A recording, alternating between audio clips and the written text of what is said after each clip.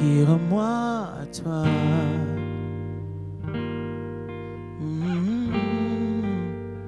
Ne me laisse pas.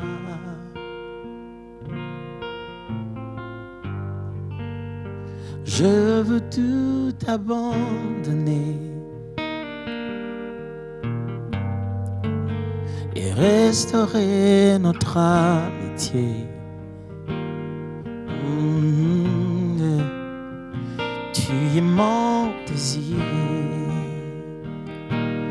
Oh, je ne veux que toi.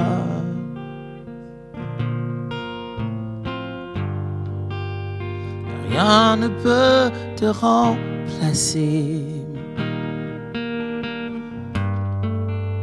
Dans tes bras je suis rassuré. Oh, montre-moi la voie qui me ramène à toi.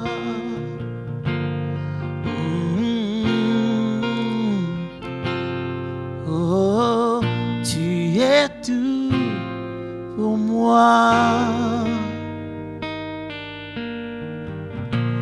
Sans toi, je ne peux vivre. Tu es tout pour moi. Garde-moi près de toi. Oh, oh, tu es tout pour moi. Oh, oh, sans toi, je ne peux vivre. Tu es tout pour moi. Garde-moi près de toi. Garde-moi près de toi.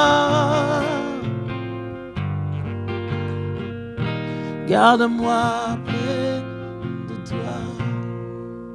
C'est toi qui me fais vivre.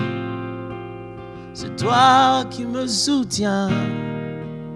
Sans toi je ne suis rien.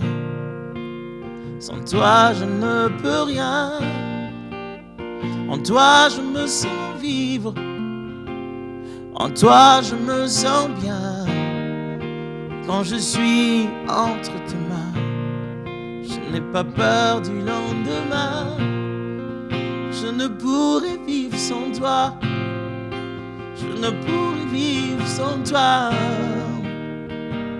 Jésus, moi je ne compte que sur toi. Je ne pourrais vivre sans toi. Je ne compte que sur toi. Mon bonheur se trouve en toi. Toi qui soutiens ma foi. Je ne pourrais vivre sans toi. Je ne compte que sur toi. Mon bonheur c'est tout en toi. Toi qui soutiens ma foi. Oh, oh, oh, oh.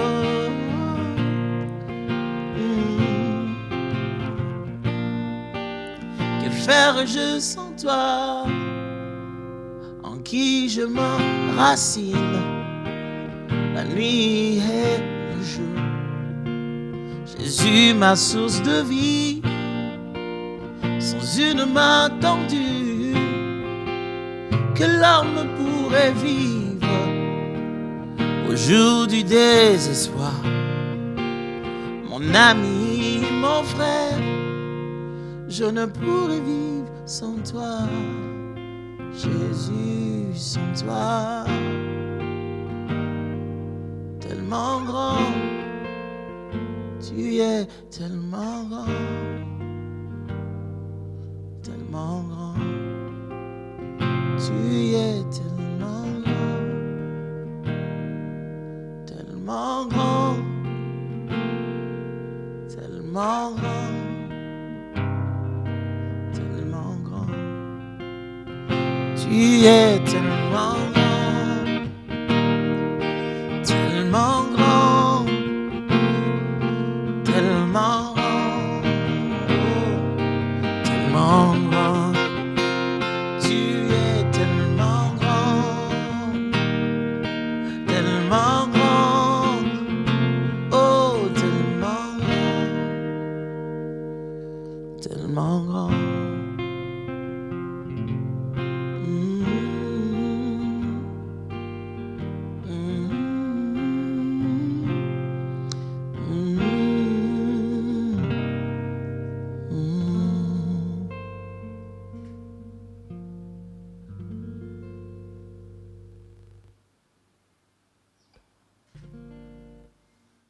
Shalom bien-aimés, bienvenue à Malakissi. Vous savez bien que Malakissi, c'est du lingala qui veut dire enseignement. Chaque mercredi, nous avons toujours un culte d'enseignement. Comme ce mercredi, nous avons notre culte d'enseignement. Et on avait dit qu'après le long temps de jeûne et prière, on donnait un peu les repos aux équipes et on permettait aux gens de rester un peu à la maison et de ne pas avoir à se rencontrer physiquement. Donc pendant ce mois-ci, nous allons tous prendre le plaisir de suivre ça en direct comme ça, être en train d'apprendre comme ceci. C'est vrai qu'on doit continuer à prier pour les amis de médias et ils n'ont pas vraiment de grands repos. Ils sont là encore pour nous servir et je bénis les Seigneurs pour leurs efforts. Je voulais pendant ce mois qu'on ait à parler un peu de ce sujet que j'ai appelé « Quand vous êtes au sommet ». Quand vous êtes au sommet. La vie, on utilise le terme sommet pour parler du fait qu'on a atteint un certain niveau. On a atteint un niveau élevé dans la façon de faire la chose. On est au sommet de ses réussites financières, on est au sommet de sa vie émotionnelle, on est au sommet de sa carrière, on est au sommet de sa vie spirituelle. Je pense que nous avons quand même expérimenté beaucoup de choses. Et nous avons cette sensation aussi, après un temps de jeûne, d'avoir atteint un certain genre de sommet. Pas qu'on a prié au-delà plus que tout le monde. Ce n'est pas comparatif, c'est lié à vous-même. Ce n'est pas vous êtes au sommet par rapport aux autres, vous êtes au sommet par rapport à vous-même. Mais par rapport à ce que vous avez déjà fait et par où vous avez déjà été, il y a un moment où vous sentez que je suis un peu plus haut. J'ai atteint un peu plus que ce que j'atteins avant. J'ai atteint un niveau un peu plus élevé que là où j'ai été avant. Et c'est ce que j'appelle ici le sommet. Et dans la Bible, vous voyez que beaucoup d'autres personnes ont atteint aussi un moment de leur vie que l'on pourrait comparer à un sommet, à un maximum. Voilà un autre terme. Quand vous avez atteint un genre de maximum dans un domaine, le maximum, ça ne veut pas dire que vous êtes arrivé à la perfection. C'est juste qu'hier, par rapport à aujourd'hui, vous avez fait mieux qu'hier. Et qu'aujourd'hui, vous avez sorti quelque chose que vous n'aviez pas avant. Vous avez atteint un but que vous n'avez pas pu atteindre avant. Et après un temps de prière, après 27 jours de prière, comme on l'a fait ensemble, on a cette sensation de sommet spirituel. C'est ce sentiment du maximum des efforts et dans les choses spirituelles. Et j'aimerais nous prévenir sur les choses bonnes ou mauvaises ou que nous devons avoir dans notre tête, dans notre conscience, dans notre esprit. Lorsqu'on passe par des moments où on considère qu'on est en train d'expérimenter une sorte de sommet, une sorte de maximum, une sorte d'apogée, où on a vécu juste quelque chose d'unique. On s'est dit, je ne suis pas comme hier, c'est différent aujourd'hui. Alors, permettez-moi de lire avec vous dans 2 Samuel, chapitre 11, versets 1 à 9, et je lirai aussi 1 Roi, chapitre 19, versets 1 à 18. Ces deux histoires vont nous aider, et puis j'en ajouterai au fur et à mesure qu'on va avancer les autres mercredis. 2 Samuel, chapitre 11, versets 1 à 9. L'année suivante, au temps où les rois se mettaient en campagne, David envoya Joab avec ses serviteurs et tout Israël pour détruire les fils d'Ammon et pour assiéger Rabat. Mais David resta à Jérusalem. Un soir, David s'éleva de sa couche et, comme il se promenait sur le toit de la maison royale, il aperçut de là une femme qui se baignait et qui était très belle de figure. David fit demander qui était cette femme. Et on lui dit, n'est-ce pas Bathsheba, fille d'Eliam, femme d'Uri, le Hittien? Et David envoya des gens pour la chercher. Elle vint vers lui et il coucha avec elle. Après s'être purifiée de sa sueur, elle retourna dans sa maison. Cette femme devint enceinte. Elle fit dire à David, je suis enceinte. Alors David expédia cet ordre à Joab, envoie-moi Uri, le Hittien. Et Joab envoya Uri à David. Uri s'est rendu auprès de David, qui l'interrogea sur l'état de Joab, sur l'état du peuple et sur l'état de la guerre. Puis David dit à Uri, descends dans ta maison et lave tes pieds. Uri sortit de la maison royale et il fut suivi d'un présent du roi. Mais Uri se coucha à la porte de la maison royale avec tous les serviteurs de son maître et il ne descendit point dans sa maison. Drôle d'histoire. Quand vous continuez, la suite, c'est vraiment très tragique. Lisons 1 Roi chapitre 19, versets 9 à 18. Et là, il entra dans la caverne et il y passa la nuit. Et voici la parole de l'Éternel lui fut adressée en ces mots. « Que fais-tu ici, Élie ?» Il répondit, « J'ai déployé mon zèle pour l'Éternel, le Dieu des armées, car les enfants d'Israël ont abandonné ton alliance. Ils ont renversé tes autels et ils ont tué par l'épée tes prophètes. Je suis resté moi seul et ils cherchent à m'ôter la vie. » L'Éternel dit, « Sors et tiens-toi dans la montagne devant l'Éternel. » Et voici l'Éternel passa. Et devant l'Éternel, il y eut un vent fort et violent qui déchirait les montagnes et brisait les rochers. L'Éternel n'était pas dans le vent. Et après le vent, ce fut un tremblement de terre. L'Éternel n'était pas dans le tremblement de terre. Et après le tremblement de terre, un feu. L'Éternel n'était pas dans le feu. Et après le feu, un murmure doux et léger. Quand Élie l'entendit, il s'enveloppa le visage de son manteau. Il sortit et s'étend à l'entrée de la caverne. Et voici une voix lui fit entendre ces paroles. « Que fais-tu ici, Élie ?»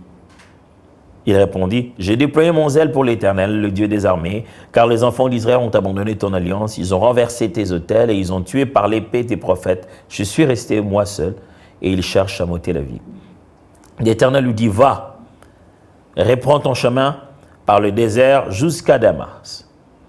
Et quand tu seras arrivé, tu oindras Hazaël pour roi des Syries.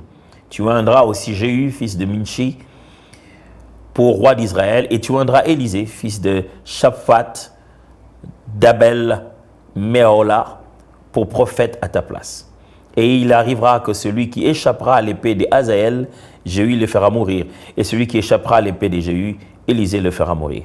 Mais je laisserai en Israël 7000 hommes, tous ceux qui n'ont point fléchi les genoux devant Baal et dont la bouche ne l'a point baisé. Lecture assez longue, oui, mais je veux rappeler un peu le contexte. Qu'est-ce qui se passe ici? Dans la première lecture, nous sommes dans 2 Samuel. C'est un peu l'histoire de la vie de David, en fait. David en arrive à un point où il vient de se battre avec une nation. Qu'est-ce qui se passe? Le roi d'Amon, ils n'avaient pas nécessairement de bonnes relations avec David. Puis non, finalement, les relations se sont améliorées. Et lorsque le roi d'Amon meurt, il y a son fils qui arrive. Quand son fils prend le pouvoir, David apprend et il envoie des messagers. Et en se disant, ok, je vais traiter, on va peut-être avoir une meilleure relation avec son fils, on va garder des bonnes relations et j'envoie mes messagers pour leur dire toute notre douleur. Les messagers arrivent, les conseillers du nouveau roi lui disent, non, David n'a pas envoyé ces gens pour te dire de bonnes choses, ils les ont envoyés pour espionner le terrain. Et qu'est-ce qu'ils font? Ils prennent les messagers de David, ils leur coupent la barbe à moitié, ils leur rasent la barbe à moitié comme ça là, et ils coupent leurs habits aussi, leurs pantalons comme ça à moitié, ils les renvoient. Lorsque David a appris la chose, il a envoyé des émissaires pour arrêter ces gens-là avant qu'ils n'entrent dans la ville. Il leur a dit, restez du côté de Jéricho, n'entrez même pas dans la ville, jusqu'à ce que vos barbes puissent repousser. Et David était fâché. Et les Ammonites, après avoir fait cela, ils se sont dit, certainement ce qu'on vient de faire ici, c'est une grosse bêtise. Ils se sont décidés alors de se préparer à la guerre. Ils sont allés chercher des Assyriens. Ils ont cherché des Syriens plutôt, et ils les ont pris pour les deux côtés. Ils les ont pris pour qu'ils viennent les supporter dans la guerre contre Israël. Alors, David a envoyé Joab, le chef de son armée. Joab se retrouve presque en embuscade parce qu'il devait se battre d'un côté et de l'autre. Et Joab sépare son armée en deux. Il envoie son fils, qui va avec une autre partie plutôt de militaires, des élites, et Joab va avec le reste. Au moment où Joab attaque dans une direction, ils ont tous peur. Ils fuient dans cette direction et ils fuient aussi dans la direction des fils de Joab. Et quand les Syriens apprennent cela, ils s'organisent encore, ils deviennent une armée un peu plus grande pour pouvoir attaquer Israël. David et tout le peuple arrivent, ils vont battre les Syriens. À partir de ce jour-là, les Syriens ont dit « plus jamais, on ne va plus donner de l'aide aux Ammonites ». Alors maintenant, après ce moment de victoire, David rentre et dit « on est puissant, on est fort, on va s'asseoir ». Il demande à Joab, au chef de l'armée, d'aller finir la petite bataille. Il ne restait plus qu'à faire taire ces gens-là pour toujours, les Ammonites. Il a atteint le sommet. Non seulement qu'il a atteint le sommet, il va littéralement au sommet de la maison se promener. Pendant que son armée est en train de se battre, il s'est dit, on n'a plus besoin de moi, j'ai fait le maximum. Ils peuvent faire de petits détails. Et c'est à ce moment-là que malheureusement, son regard se promenant dans une direction, il voit une dame qui certainement en train de se laver, je ne sais pas, à un endroit certainement découvert, et il veut savoir si c'est qui. Qu'est-ce qui arrive? Finalement, vous connaissez l'histoire. Il va découvrir cette femme qui est déjà une femme mariée. Ils vont voir un enfant. Et cet enfant va mourir. Et c'est de cette même femme finalement qu'il aura le deuxième enfant qui s'appelle Salomon. Mais entre les deux, il a organisé l'assassinat de son mari. Ça, c'est une longue histoire. Le deuxième côté, c'est l'histoire d'Élie. Élie vient de faire descendre le feu en public. Le feu est descendu à sa prière. Non seulement qu'il a fait descendre le feu, il a prié, la pluie est revenue avec sa prière. Et j'aime bien, Élie disait, sinon à ma parole, donc à sa parole cette fois-ci. Le feu non seulement est descendu, la pluie aussi est revenue. Les prophètes de Baal sont massacrés. Mais il apprend que Jézabel a dit, non, je ne vais pas dormir aujourd'hui si je ne tue pas Élie. Élie s'enfuit. Et on trouve Élie à un endroit. Élie le Tishbite, n'oubliez pas, Élie l'homme de feu. Il a fui et il est dans une sorte de caverne. L'Éternel lui dit, tu fais quoi ici? Il dit, oh, le peuple d'Israël veut me tuer parce qu'ils ont tué déjà tous les prophètes. Je suis resté seul. Le peuple s'est perdu et moi j'ai gardé la voix du Seigneur. Je suis resté seul. Dieu lui dit, écoute, va dans la caverne, reste là un moment, je vais te visiter. Il est là pendant un moment. On parle de feu qui vient d'abord, des tremblements de terre, de vents violents. Jusqu'au moment où il y a eu un murmure doux et léger qui est passé. Élie a reconnu la présence de Dieu et il est rentré. Dieu lui pose encore la même question. Que fais-tu ici? Il répond exactement de la même manière. Et puis Dieu lui dit, écoute, voici la mission que je te donne. Va oindre tel roi syrien, va oindre Jéhu. Et puis il va oindre quelqu'un qui pourra te remplacer, qui s'appelle Élisée. Et la suite de l'histoire, on en parlera les autres mercredis encore. À travers ce texte, auquel j'ajouterai aussi le texte de Jésus-Christ après le désert, au moment opportun, nous pouvons ensemble commencer à étudier certaines choses qu'il faudrait éviter, ou faudrait savoir, ou faudrait faire lorsqu'on a atteint un genre de sommet. Pourquoi je parle de ça? Je parle de ça parce que nous venons de faire 27 jours de prière, mes amis. 27 jours de jeûne et de prière, remplis de parler en langue, de prophéties, de démonstrations. En ce moment, nous sortons de cet endroit, nous sortons de ces jours, comme des gens qui ont atteint un sommet. Il y a un danger avec le sommet, même s'il y en a aussi des avantages. Aujourd'hui, je vais partager avec vous deux vérités concernant le moment où on atteint le sommet. Puisez de ces deux exemples ici. Peut-être que je vais m'arrêter à un exemple seulement et pas à l'autre. Première vérité. Après avoir atteint les sommets, quand vous êtes au sommet, souvenez-vous de ceci. Vous n'êtes pas devenu un super-homme.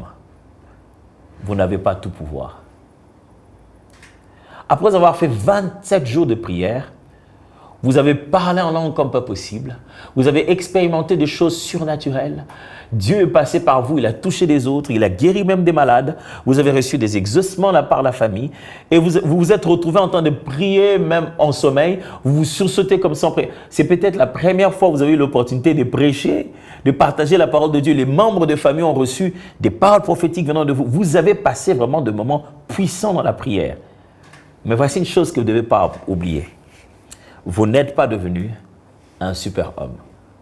Vous n'êtes qu'un être humain. Vous n'avez pas tout pouvoir. Élie venait de faire quelque chose de puissant. Le feu descend à sa parole. L'homme qui fait descendre le feu fuit à cause d'une femme qui ne va pas faire descendre le feu, qui a juste dit que je vais organiser un assassinat, on va le tuer. Il fuit. Et qu'est-ce qu'on retrouve? Un Élie, puissant Élie, et on écoute sa conversation, on se dit, est-ce que c'est le même gars qui a fait descendre le feu? Il dit, je fuis parce qu'ils ont dit qu'ils veulent me ôter la vie maintenant. Je suis resté le seul. Seigneur, c'est pourquoi j'ai fui. Il a fouillé. Après avoir prié tout ce moment, mes amis, j'aimerais que vous puissiez vous souvenir d'une chose. Le Tout-Puissant, c'est l'Éternel. C'est le Dieu qui nous exauce, pas nous. C'est lui qui reste Tout-Puissant. Il est possible qu'après avoir passé tout ce temps de prière, tu aies l'impression que rien ne te résiste. Il suffit que tu pries, les choses vont se faire. Il suffit que tu demandes quelque chose à Dieu, ça va s'accomplir. Il suffit que tu sois concentré. Pendant mes temps de prière, il suffisait que je sois juste concentré. Et Dieu allait m'exaucer. Et tu tentes, ça ne marche pas. Et que tu pries, et l'exaucement ne vient pas à la vitesse attendue. J'aimerais juste te rappeler, après 27 jours, après avoir vécu le sommet de ta vie de prière, Tu n'es pas devenu un super-homme. Tu n'as pas tout pouvoir. Tu es toujours un enfant de Dieu, un serviteur de Dieu, que Dieu utilise à sa guise. Ta volonté n'est pas devenue supérieure à celle de Dieu. C'est toujours la volonté de Dieu qui dirige. Le monde n'est pas à tes pieds. Le monde reste toujours aux pieds du Seigneur. Tu ne peux pas tout faire à n'importe quel moment comme tu le voudrais. Le Seigneur a encore le contraire de l'univers. Ce n'est pas toi qui dirige. J'aimerais te le rappeler. Même quand tu peux descendre le feu, même quand tu as le pouvoir de gagner toutes les batailles, même quand tu as porté, par toi, Dieu a porté la plus grande délivrance de la famille, n'oublie pas que tu es encore qu'un être humain. Pourquoi c'est important? Pasteur, est-ce que tu es en train de nous dire que voilà, on n'est qu'être humain? Paul a tendance à parler de ça pour exprimer un peu son humilité et la simplicité du fait que nous ne sommes que des instruments. Il dit, nous portons ce trésor dans des vases d'argile. Il dit, Dieu a mis tellement de trésors en nous, mais qu'est-ce qui porte ça? C'est nous. Et dans quel état nous sommes? Nous sommes que des vases d'argile, fragiles. Mes frères, on a fait 27, mais tu es un être humain. N'essaie pas de te dire, après 3 jours, je vais faire 40, tu vas mourir. En esprit et en vérité. N'essaie pas de te dire, je viens de faire 40 jours, je vais tellement rester dans l'atmosphère de prière, je vais seulement rester en train de manger bananes et légumes durant toute ma vie. Tout excès nuit. Tu as déjà entendu ça? Il est possible qu'en restant dans ce régime, tu te causes un problème de la santé. Maintenant, tu es un être humain. Il y a quelque chose qui doit se reposer dans ta santé, certainement.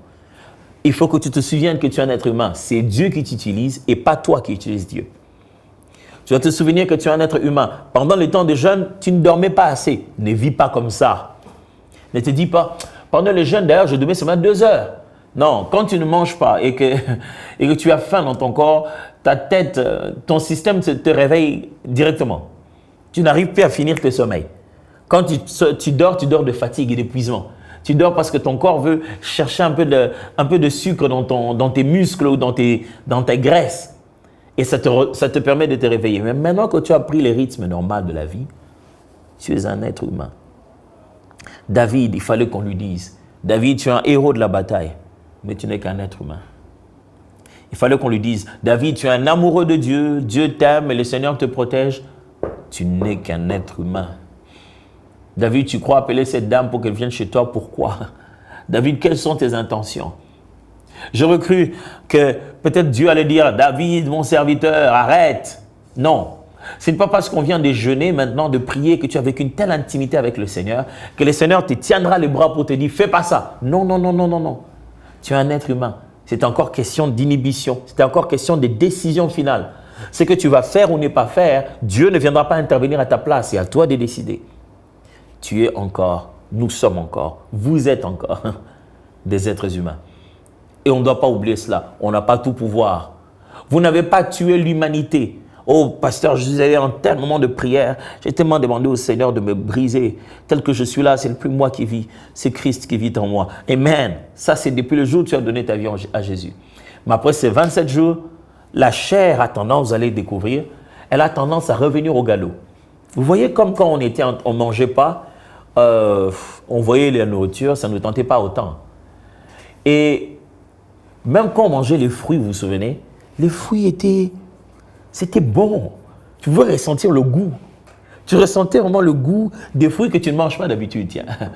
Moi j'ai mangé des kiwis, j'ai mangé de la ratatouille, des repas vraiment, franchement, que je mange que quand je vais au resto. Hein.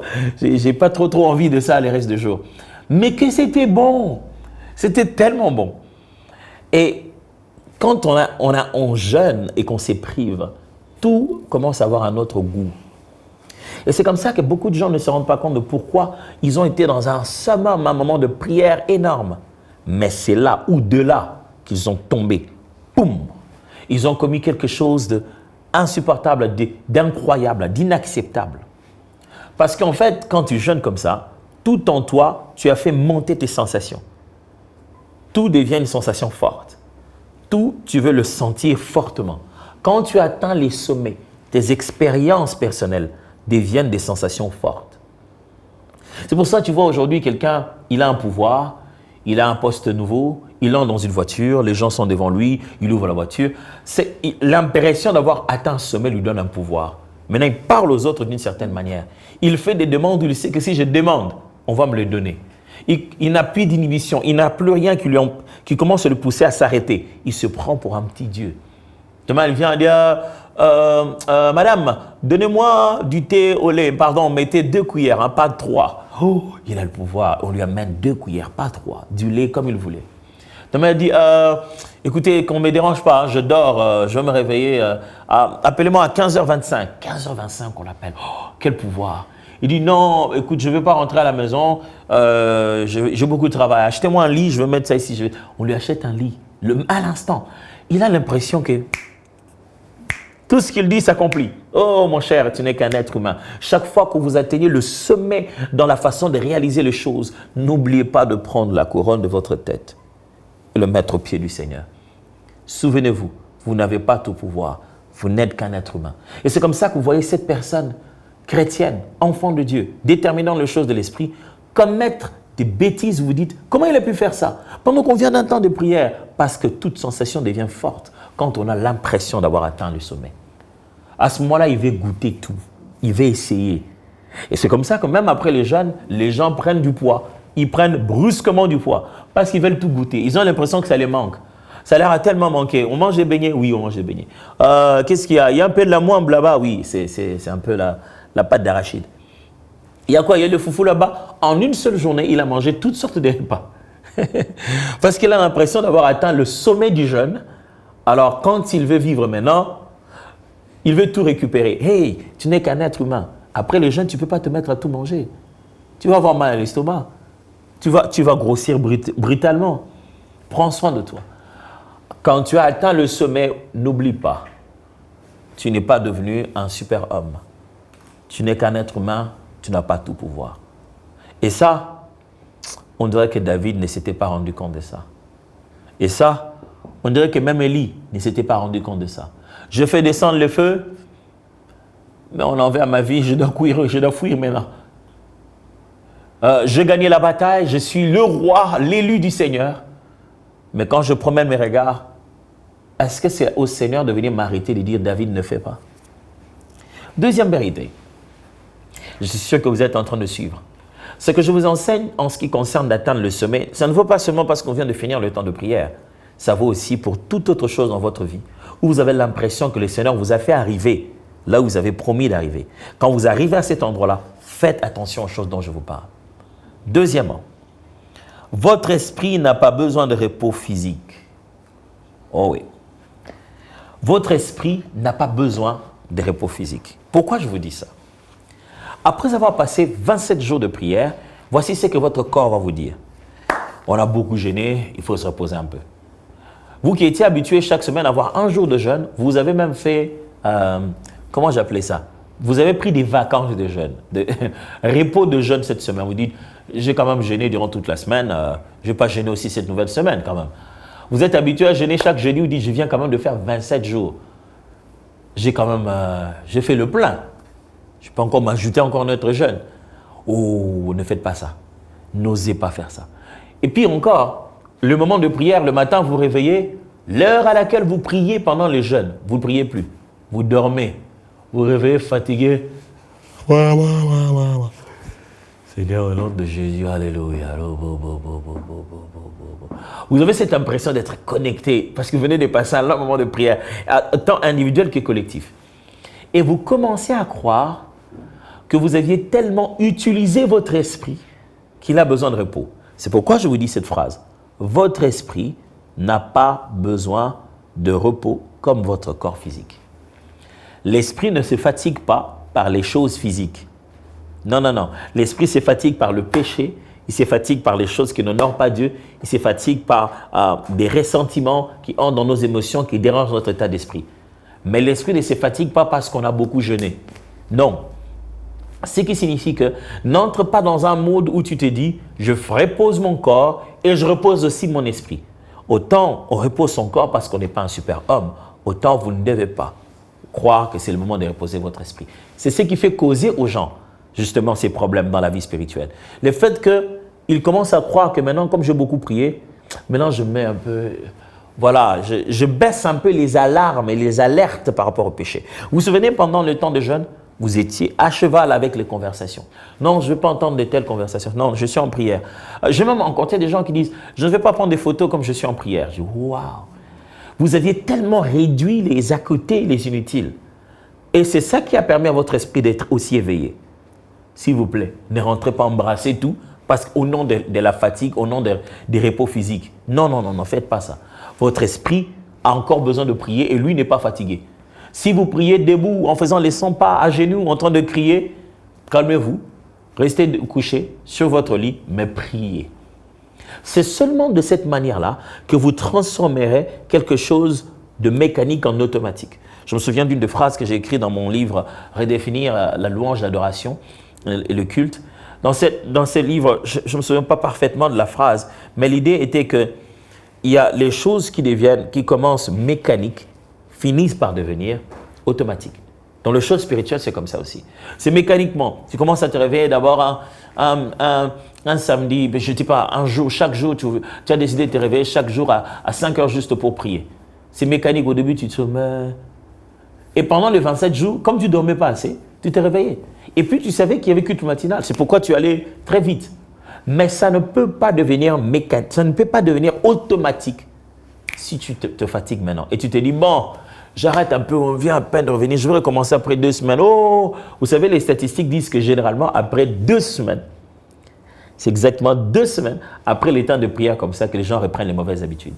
Et on raconte que toutes sortes d'apprentissages intellectuels, si on n'y agit pas par rapport à ce qu'on a appris après les 21 jours, ça se perd. C'est-à-dire, si tu apprends quelque chose et les 21 jours qui suivent, tu ne fais pas quelque chose en direction de ce que tu as appris, tu perds ça, ça rentre dans ton subconscient, ça va loin. Il faut qu'un nouvel événement puisse réveiller ça.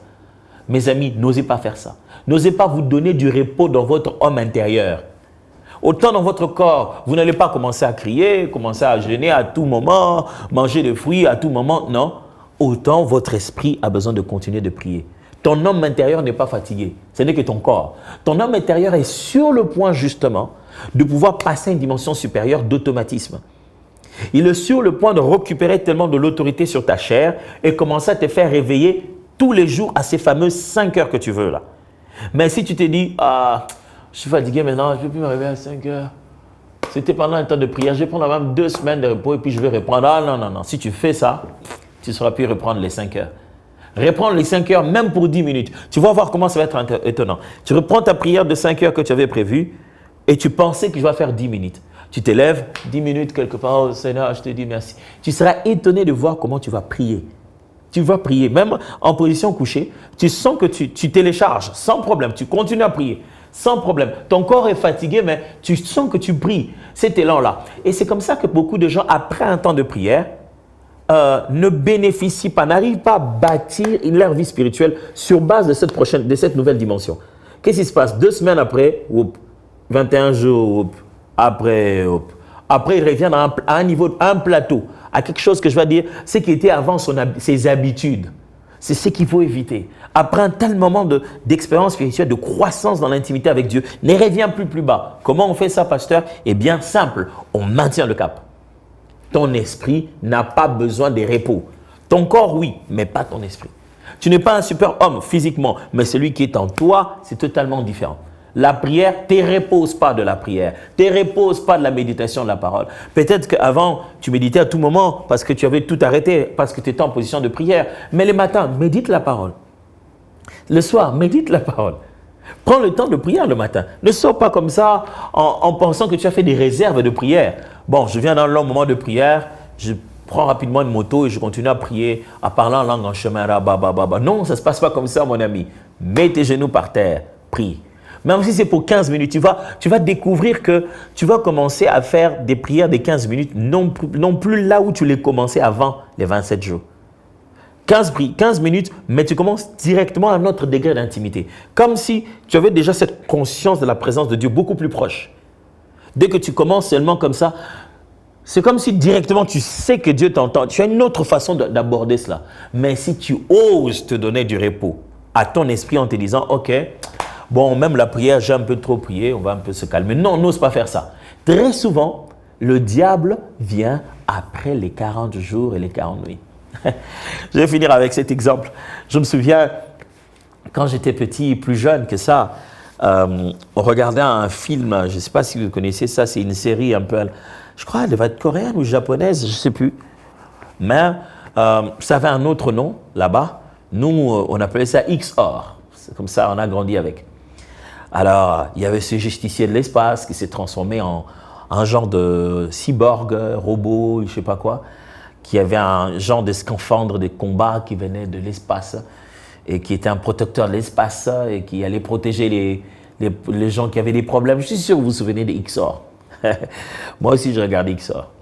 Et je me souviens toujours de cet épisode où on était en train de chercher comment on peut détruire XOR. Et vous savez, les ennemis qui se battaient avec lui, on l'appelait des Cerex. Et ils ont inventé un jeu, ils ont inventé une stratégie. Ils ont dit qu'au moment où XOR utilise il appelait ça laser lame, un truc comme ça. Il appelle ça laser lame, un truc comme ça. Je ne vais pas appeler ça des noms que nous on appelait ça quand on était petits. C'était des noms incroyables. C'était des noms bizarres. Mais ça devait être une arme en laser. Et il avait rassemblé le mot pour dire laser lame, un truc comme ça.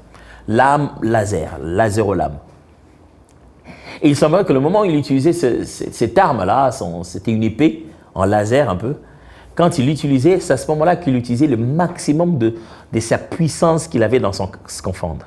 Et à ce moment-là, quand il coupait en morceaux ses ennemis, à ces quelques secondes, il devenait vulnérable, très vulnérable. Alors, les Cerex ont inventé un plan. Ils ont inventé un plan. Qu'est-ce que le pasteur fait? Il nous raconte une histoire de XOR. Oh oui. Ils ont inventé un plan. Ils ont mis un autre Cerex en avant qui savait déjà qu'on allait le battre, qu'on allait le tuer. Et l'autre qui voulait vraiment détruire XOR était en retrait.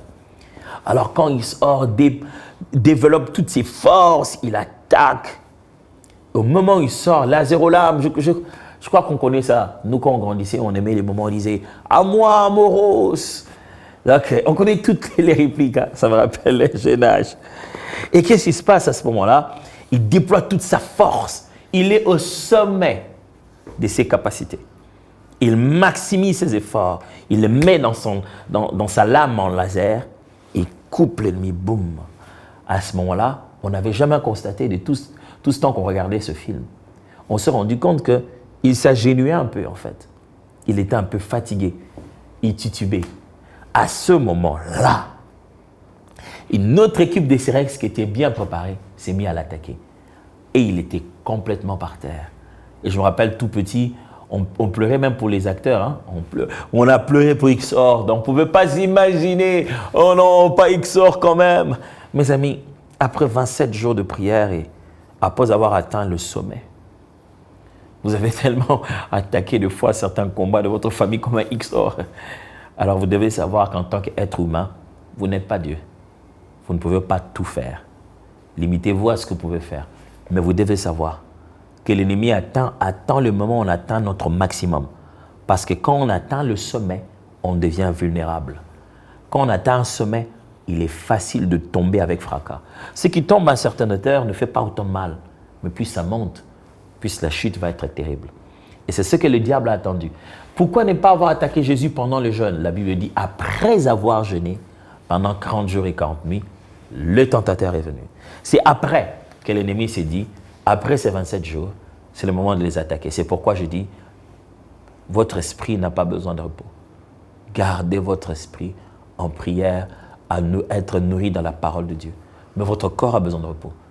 Vous devez, si aujourd'hui, vous faites travailler votre corps de la mauvaise manière, ça va avoir des conséquences même sur votre esprit. Mais si vous reposez votre corps, vous n'avez pas besoin de reposer votre esprit. Faites pas des grèves de prière. Faites pas des grèves de méditation de la parole. C'est ça qui nourrit votre âme intérieure. Laissez-moi prier avec vous. Père de gloire, merci pour mes frères et sœurs qui m'ont suivi aujourd'hui. C'est vrai que c'était inhabituel. On a ces lives à cette heure-ci pour se rassurer que tout le monde est à la maison en fait. Ce n'est pas les heures normales du culte, c'est au moins les heures où tout le monde est à la maison et peut regarder ce temps et partager cette méditation avec nous. Je prie que chacun prenne conscience de l'équilibre qu'il faut faire, tant dans notre corps, sachant qu'on n'a pas tout pouvoir, qu'on ne peut pas tout faire, tant dans notre esprit, sachant qu'on n'a pas de grève à faire, parce que notre esprit ne se fatigue pas comme notre corps et qu'on doit garder les caps si on veut bâtir une prochaine dimension de notre vie à partir des acquis que nous avons reçus pendant ces 27 jours. Merci de nous exaucer parce que tu nous exauces toujours. Au nom de Jésus. Amen. Exposé pour manifester. Dieu vous bénisse.